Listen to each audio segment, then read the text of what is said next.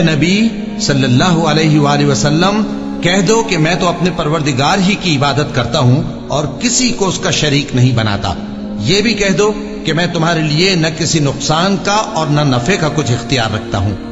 یہ بھی کہہ دو کہ اللہ کے عذاب سے مجھے کوئی پناہ نہیں دے سکتا اور میں اس کے سوا کوئی جائے پناہ نہیں پاؤں گا۔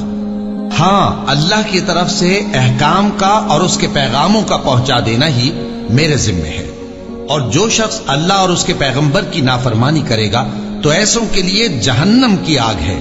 وہ ہمیشہ ہمیشہ اس میں رہیں گے، یہاں تک کہ جب یہ لوگ وہ دن دیکھ لیں گے جس کا ان سے وعدہ کیا جاتا ہے، تب ان کو معلوم ہو جائے گا کہ مددگار کس کے کمزور ہیں اور شمار کن کا تھوڑا ہے۔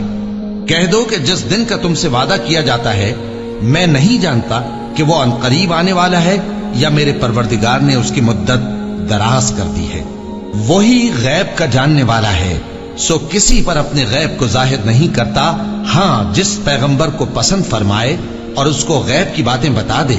تو اس کے آگے اور پیچھے نگہبان مقرر کر دیتا ہے تاکہ معلوم فرمائے کہ انہوں نے اپنے پروردگار کے پیغام پہنچا دیے ہیں، اور یوں تو اس نے ان کی سب چیزوں کا ہر طرف سے احاطہ کر رکھا ہے اور ایک ایک چیز گن رکھی ہے۔